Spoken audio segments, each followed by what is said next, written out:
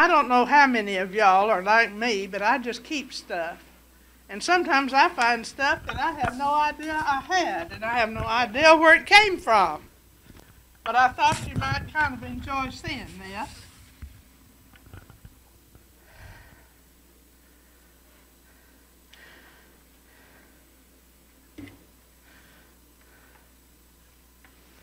This is the one page out of the Farm and Fireside magazine.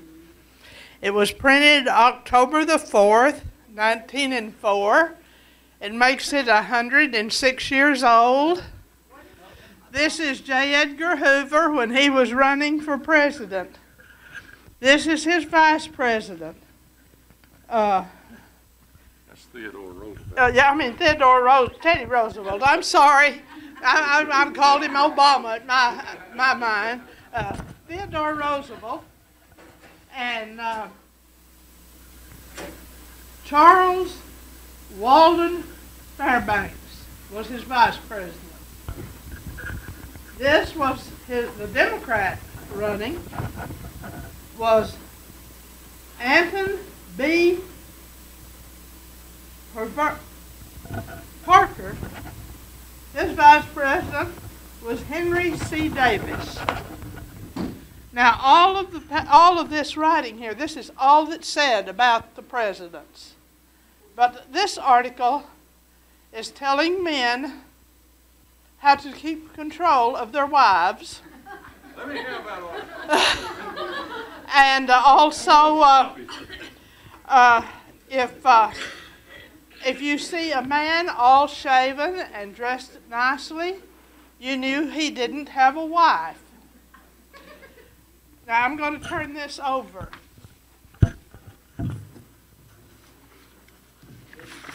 On this side is the women's page. It has the quilt patterns. It also teaches you etiquette. It has menus for luncheons and several recipes. I'll put my glasses on for just a minute.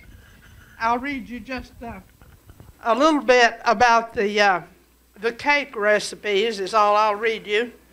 They have one for Southern cake. They have a Robert E. Lee cake and a Crueller's cake recipe. Now down in the bottom, it has how to make fish savory. And you make a sauce of a tablespoon of butter and a scant of tablespoon of flour wetted in a little cold milk. 1 cupful of milk in which a pea size of soda has been dissolved. Cook until smooth, then add a gill of strained tomato juice, a little salt, and a dust of cayenne pepper. Stir in 1 1/2 cupfuls of flaked, cold, cooked fish.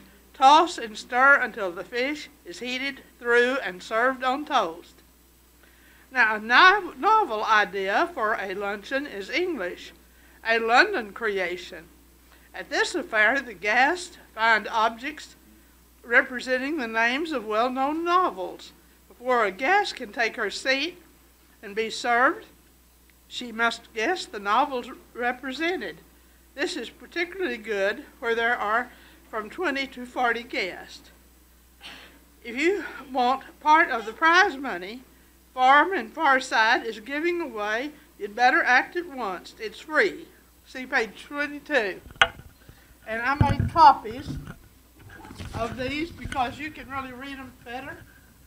And I'm going to lay these over on the table. I'd really rather you pick these up and handle them than this. Yeah. Okay. I'm going to lay them right back there, and you can see these.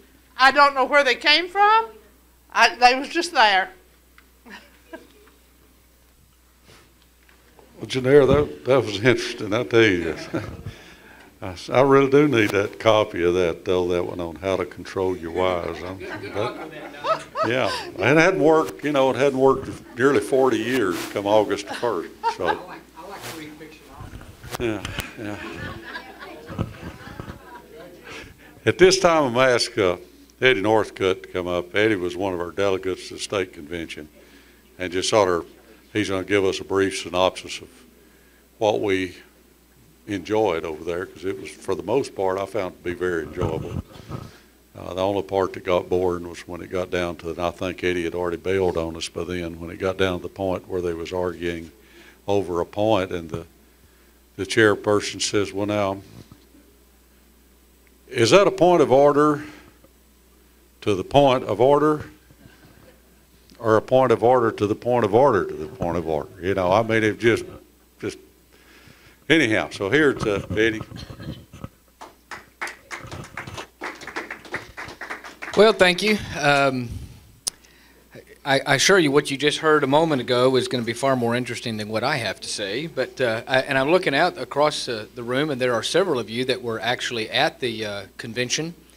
And so when I talked via email with Donnie and Beth as well, I wanted to make sure that what they wanted from me was kind of my own perspective, if you will, as a first-time attendee of a state convention.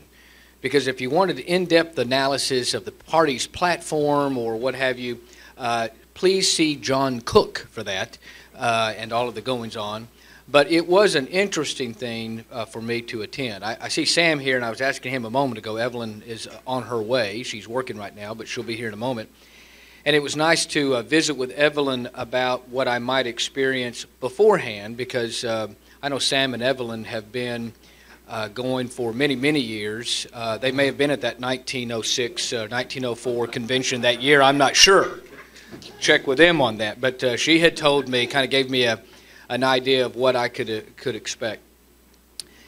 And I'm still, to be perfectly honest, in fact, when Donnie first called and left a voicemail, I thought what he was actually saying was, hey, let's get all the attendees together and kind of debrief, if you will, and let's share the experiences and what you got out of it, and how we might be able to use what we experienced to launch a good fall campaign going on.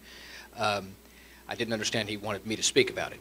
But it was interesting for me. It was my very first time to ever go to anything like that. I got there just in time, probably 30 minutes to 45 minutes before the first General Assembly.